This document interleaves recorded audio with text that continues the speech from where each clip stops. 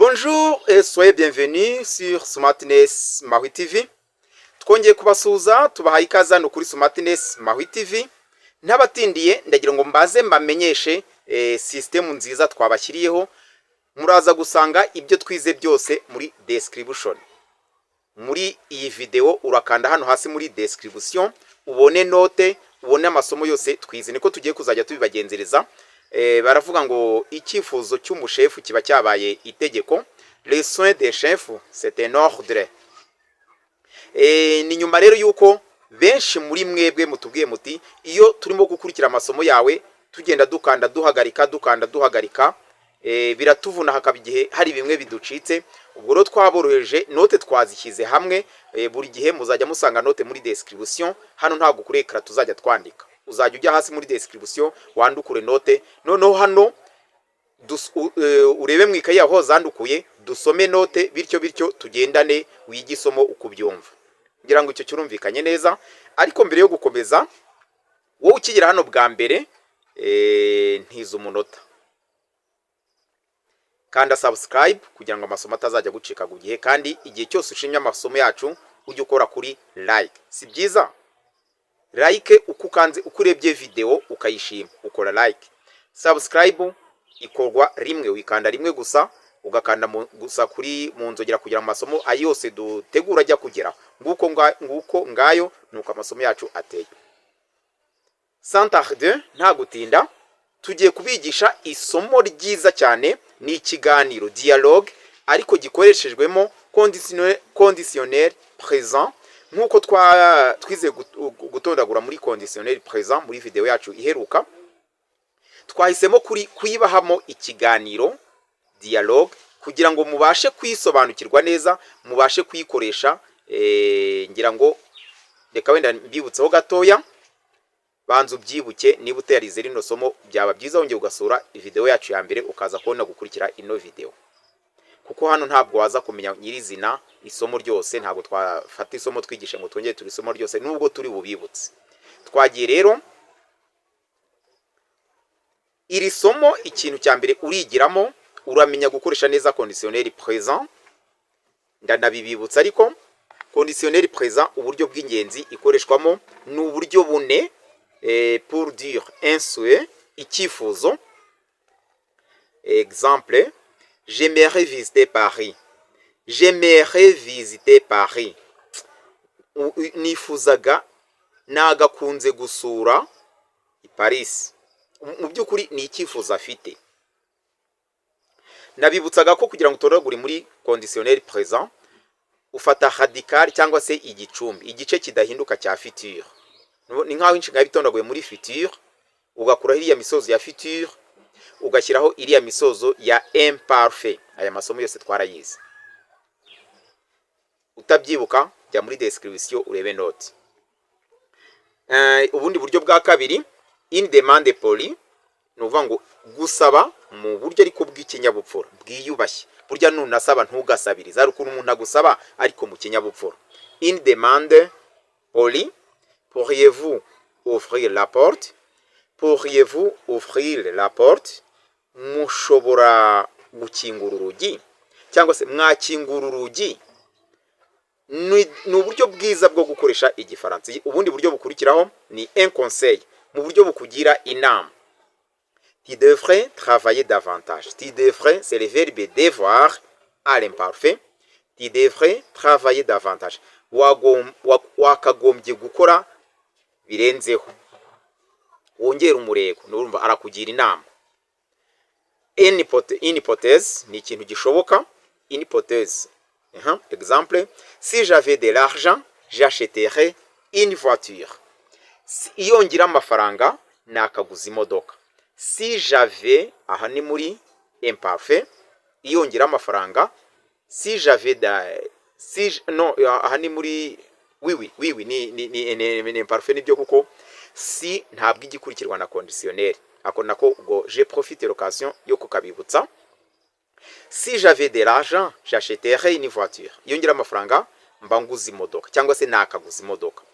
Tukibuka ko ni règle très important. Si ntago nta na rimwe igikurikirwa na conditionnel présent. aha dushobora kuvuga ngo si j'avais birashoboka, ariko ntabwo tuvuga ngo si j'aurais de l'argent, ni ikosa, ahubwo uravuga si j'avais de l'argent. Nk'abantu bari mu mashuri birashoboka ko umuntu yaguha gutondagura inshinga atakubwiye ni muri butondagure muri imparfait, muri butondagure muri conditionnel, we akaguha gusa yashyizemo si, uhita wibwiriza icyo gukora, ukamenya ko si ikurikirwa na uyikurikiza imparfait, hirya ukaza gukurikizaho conditionnel présent. Nihuse reka ntangire dialogue. Les personnages du dialogue, nous avons quatre personnages. Abagizi cyangwa se abavugwa muri dialogue cyangwa mu nkuru, mu mwandiko, mu yandi magambo, c'est Jean, Clotilde, Diane et Marcel. Abatubita les personnages du dialogue. Jean commence, Yohana aratangira. Bonjour mes amis. Bonjour mes amis. J'aimerais organiser un voyage pendant les vacances. Qu'en penseriez-vous? Bonjour mes amis. J'aimerais organiser un voyage pendant...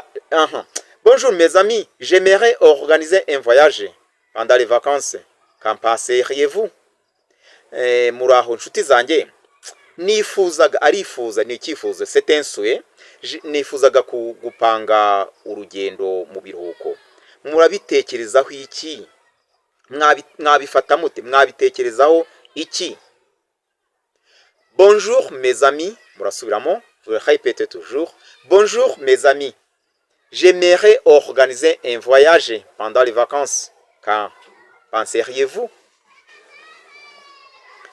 Diane, ce serait une excellente idée. Je voudrais visiter le parc national des volcans. Ce serait une excellente idée. Ni cyaba igitekerezo kinyamirwa. Ce serait ni verbe être itondaguye muri imparfait. Izi zose muri note zirimo zitondaguye zose. Ce serait une excellente idée. Je voudrais visiter le parc national des volcans. Nifuzaga gusura icyanya cy'igihugu cyo mu birunga, national cy'igihugu des volcans ni ibirunga. Claire répond. Moi j'irai volontiers avec vous. Moi j'irai volontiers avec vous. Ngewe rwose najyana namwe. Iyo tuvuze ngo je suis volontiers, ni uburyo bwo kwemeza. J'irai volontiers avec vous, nuvuga ngo naza niruka, naza nishimye, nakwitabira kagendana namwe, avec vous. Nous pourrions voir les gorilles et prendre de belles photos. Nous pourrions, c'est le verbe pouvoir au conditionnel présent. Twabasha kureba ingagi, nous pourrions voir les gorilles et prendre de belles photos. Kandi no gufata amafoto meza. Nous répétons toujours. Moi, j'irai volontiers avec vous. Nous pourrions voir les gorilles et prendre de belles photos. Marcel, ce serait magnifique. Ce serait magnifique. Mais nous devrions préparer suffisamment d'argent avant de partir. Ce serait magnifique. Ce serait, c'est le verbe être au conditionnel présent. Ce serait magnifique, mais nous devrions ariko twagombye gutegura suffisamment d'argent, amafaranga ahagije mbere yo kugenda. Ce serait magnifique, mais nous devrions préparer suffisamment d'argent avant de partir. Jean, oui, si chacun économisait un peu d'argent, nous pourrions réaliser ce voyage. Oui, si chacun économisait. Iyi économise itondaguye muri imparfait, si ntabwo twabonye ko itagikurikirwa na conditionnel. Oui, si chacun économisait. Byakunda buri wese yaba yarabitse amafaranga un peu d'argent, amafaranga make make, twakashoboye kupanga urugendo. Nous pourrions réaliser ce voyage. Twakabasha gupanga uru rugendo. Diane, j'achèterai un appareil photo pour garder de bons souvenirs. j'achèterai nagura appareil photo ni kamera pour garder de beaux souvenirs kugira ngo tugire urwibutso nuvuga ngo kugira ngo tuzasigarana amafoto meza. J'achèterai un appareil photo pour garder de beaux souvenirs. Clair? Et moi, je prendrai beaucoup de vêtements chauds car il ferait froid en montagne. Je prendrai beaucoup de photos. Nanjye nafata imyenda myinshi ishyushye kubera ko haba hakonje mu misozi. Et moi, je prendrai beaucoup de vêtements chauds car il ferait froid en montagne.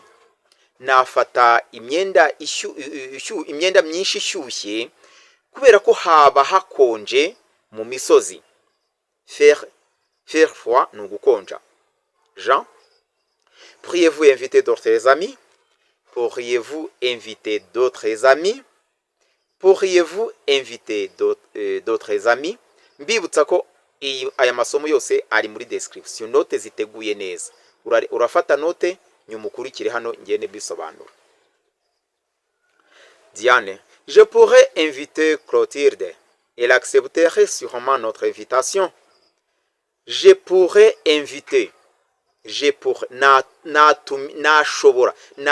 Nashobora gutumira Clotilde.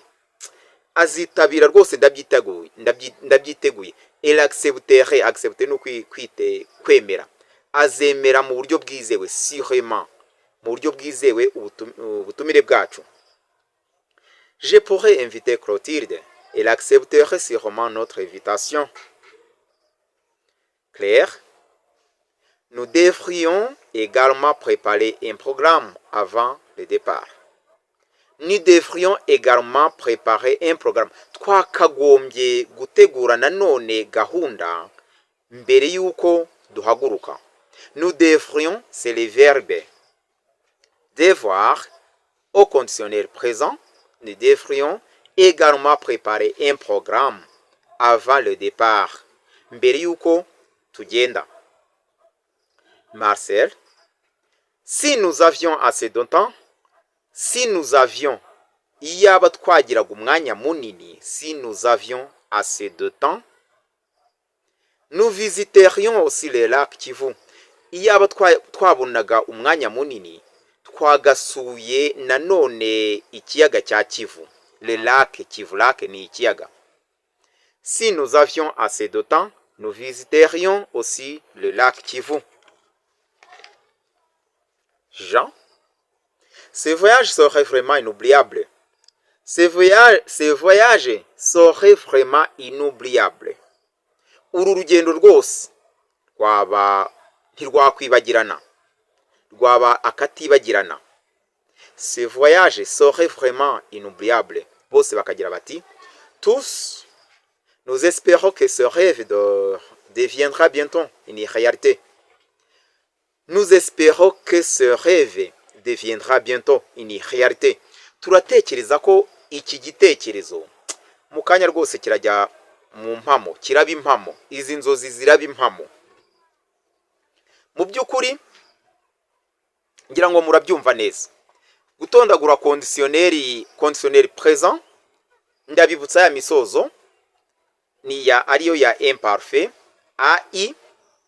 AIS, AIS encore, AIT, IONS, IEZ, AIENT. Iyo misozo ya conditionnel ihura ni ya imparfait. Ikinyuranyo gihari naho tuyishyira. Tuyisimbuza umwanya wa futur ubundi. Niba uzi gutondagura inshinga iyo ari yose muri futur, hita ufata iya misozo ya futur uyikureho, nurangiza wongera imisozo ya imparfait. Nguko uko bitondagurwa. Hari umuntu ushaka kumbaza utese bitandukanira he na imparfait. Kuri imparfait twabonye ko utondagura inshinga muri présent, ukajya kuri nu ugakuraho uriya musozo ONS, warangiza ukagenda wongeraho imisozo ya imparfait. Murumva ko atari kimwe.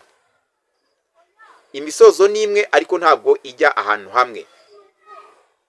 ngira ngo aha byumvikanye, birasaba yuko musura ariya mavideo yacu yashize yaherutse, bityo iri somo tukazajya dukomeza gukora imyitozo mu buryo buhoraho. Mugiye gusubiramo rero, mugiye gusubiramo iyi dialogue mugerageza kwihuta, mujya aho mwayanditse noneho tugiye kubisoma, ndajya nsoma nihuta namwe mugerageje gusubiramo, munyuma muri fata audio mumve ko murimo kubivuga neza. Bonjour mes amis, j'aimerais organiser un voyage pendant les vacances, qu'en penseriez-vous? Bonjour mes amis, j'aimerais organiser un voyage pendant les vacances, qu'en penseriez-vous? Ce serait une excellente idée, je voudrais visiter les parcs nationaux des volcans. Ce serait une excellente idée, je voudrais visiter le parc national des volcans. Moi, j'irai volontiers avec vous. Nous pourrions voir les gorilles et prendre de belles photos. Moi, j'irai volontiers avec vous. Nous pourrions voir les gorilles et prendre de belles photos. Ce serait magnifique, mais nous devrions préparer suffisamment d'argent avant de partir. Ce serait magnifique, mais nous devrions préparer suffisamment d'argent avant de partir. Oui, chacun économisait un peu d'argent. Nous pourrions réaliser ce voyage. J'achèterai un appareil photo pour garder de bons souvenirs. J'achèterai un appareil photo pour garder de bons souvenirs. Je prendrai beaucoup de vêtements chauds car il ferait froid en montagne. Je prendrai beaucoup de vêtements chauds car il ferait froid en montagne. Nous choisirions aussi un bon hôtel, ce serait plus confortable. Nous choisirions aussi un bon hôtel, ce serait plus confortable. Pourriez-vous inviter d'autres amis? Pourriez-vous inviter d'autres amis? Je pourrais inviter Clotilde. Elle accepterait sûrement notre invitation. Je pourrais inviter Clotilde. Elle accepterait sûrement notre invitation. Nous devrions également préparer un programme avant le départ. Nous devrions également préparer un programme avant le départ. Izi note zose ziri muri description. Nous continuons. Si nous avions assez de temps, nous visiterions aussi le lac Kivu. Si nous avions assez de temps, nous visiterions aussi le lac Kivu. Ce voyage serait vraiment inoubliable. Ce voyage serait vraiment inoubliable. Nous espérons que ce rêve deviendra bientôt une réalité. Nous espérons que ce rêve deviendra bientôt une réalité. Nongere ngusabe ikintu kimwe. Ndashaka ko muzajya mutwereka ko mwakunze amavideo yacu. Icyo mudusabye natwe turakibaha. Namwe mujye muduha icyo tubasaba. Mbasabye ngo mudukwereke ko mukunda amasomo, muduha like. Iyo ukanze like mbona ko iryo somo warihaye agaciro. Iyo utarihaye agaciro buriya ntago menya ngo wabyakiye ute. Niba washimye amasomo yacu, kora subscribe buri gihe amasomo ajya kugeraho ku gihe. Si byoroshye, nta gishoro bikigusaba. Turimo kuguha note muri description. Iyi video kandi uyisangiza abandi ku bantu bari mu bihugu bikoresha igifaransa, bari mu Bubiligi, mu Bufaransa, mu Canada n'ibindi bihugu Côte d'Ivoire, hose mwese turabakurikiriye. Tujye muri statistique zacu turababona. Tubashimiye kuba mudukurikira kandi igihe cyose mutinyuke mwiga. Abifuza ubufasha budasanzwe mwaduhamagara kuri nimero yacu igaragara kuri ekran. Twiteguye kubaha amasomo rwose mukabona delfu. Abifuza amaperime, mwe mushaka impushya zo kwiga muri mu mahanga, tubafasha kusubiramo ari amasomo, tubafasha kubasobanurira. Mwakoze cyane. Merci de nous avoir suivis. À la prochaine occasion. Au revoir.